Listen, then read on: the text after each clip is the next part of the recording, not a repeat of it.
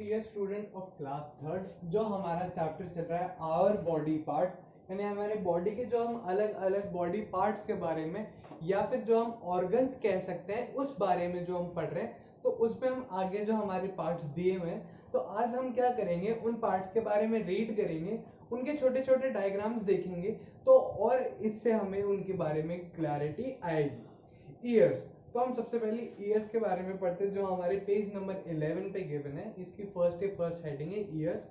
We hear sounds through our ears. जितनी भी आवाजें आती हैं, जैसे अभी आप मुझे सुन पा रहे हैं, तो अभी आप मुझे किसकी हेल्प से सुन पा रहे हैं? सिर्फ और सिर्फ आपके ईयर्स की मदद से। जब आप अपने ईयर्स की मदद से मुझे सुन पा रहे हैं, तो क्या हो रहा है, जितनी भी आवाजें आपके पास आ रही हैं तो वो आपके कान में सुनाई दे रही हैं। ठीक है। The ear send message to the brain. जो कान होते हैं हमारे, जैसे हमने आईज में पढ़ा कि आईज के अंदर से मैसेज जाता है ब्रेन में, ऐसे ईयर्स के अंदर से भी क्या होता है, जो भी हमारे कान में पड़ता है या फिर कान में जो हमारे सुनाई देता है, उसका एक मैसेज जैसा बनता है। मैसेज जैसा बन के क्या होता है, वो कहाँ तक जाता है बच्चों? वो जाता है ब्रेन तक। The brain reads the message and tells about the type of sound। जो ब्रेन होता है वो मैसेज रीड करता है और वो बताता है कि किस तरीके का जो ये मैसेज हमारे कान तक पहुंचा है। उसके बाद में and where it is coming from, और इससे यही मैसेज जब वो समझता है तो इसी मैसेज के थ्रू वो ये भी देखते हैं कि ये आवाज कहाँ से, यानी किस तरफ से आ रही है। क्योंकि जब हम सुनते हैं तो हमें पता चलता है कि आवाज लेफ्ट से आई या राइट से, या हमें कोई पीछे से आवाज दे रहा है या फिर कोई गाड़ी है जो आगे हॉर्न बजा रही है, तो हमें पता चलता है कान की मदद से कि आवाज किस तरफ से आ रही है। तो ये भी कौन सोचता है सारी चीजें? ये भी हमारा ब्रेन सोचता है। जो मैसेजेस कौन ट्रांसफर करता है? Year. It tells us that the sound is loud और सॉफ्ट। ईयर्स ही होते हैं जो हमें बताते हैं कि कोई भी आवाज या तो बहुत ज्यादा तेज है या फिर इतनी ज्यादा कम है कि हमें सुनाई नहीं दे रही है। तो यही चीजें होती हैं जो कौन बताता है हेल्प करने में? हमें सिर्फ और सिर्फ ईयर बताता है कि कोई आवाज या तो बहुत ज्यादा तेज है या कोई आवाज बहुत ज्यादा कम है। प्लीजेंट और अनप्लीजेंट। अब प्लीजेंट और अनप्लीजेंट क्या होता है बच्चों? सुहाने वाली और ना सुहाने वाली ऐसी आवाजें जो हमें सुनने में अच्छी नहीं लगती, बिल्कुल भी अच्छी नहीं लगता, हमें सुनना बिल्कुल पसंद नहीं है, वो अनप्लीजेंट साउंड कहलाती है। और प्लीजेंट साउंड कौन सी होती है? जो जिसे हमें सुन के अच्छा लगे। जैसे हम सुबह उठते हैं तो चिड़िया की हमें आवाज आती है, वो आवाज हमें बहुत अच्छी लगती है। या फिर कोई हमारा फेवरेट म्यूजिक हो या फिर हमारा कोई फेवरेट सॉन्ग हो या गाना हो, वो हम सुनते तो हमें बहुत प्लीजेंट, हमें बहुत अच्छी लगती है वो आवाजें। तो ये होता है प्लीजेंट और अनप्लीजेंट। तो ये भी हमें सिर्फ और सिर्फ ईयर बताता है कि कौन सी चीज प्लीजेंट है और कौन सी चीज अनप्लीजेंट है। We have an eardrum in each ear which helps us to hear। हमारे कान में एक छोटा सा और पार्ट होता है बच्चों, जिसे हम क्या कहते हैं? Ear drum. क्या कहते हैं बच्चों? Ear drum.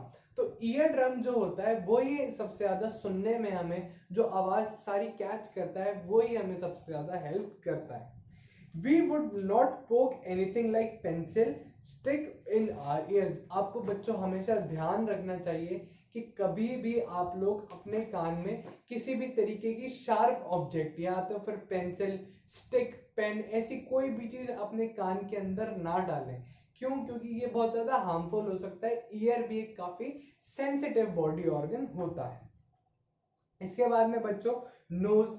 नोज और nose helps us to breathe. हमारी नाक हमें सांस लेने में काम में आती है। क्या काम में आती है बच्चों? सांस लेने में काम में आती है।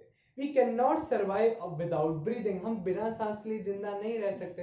आपको अच्छे से पता होगा कि हम कुछ देर सांस ना लें तो हम मर भी सकते हैं।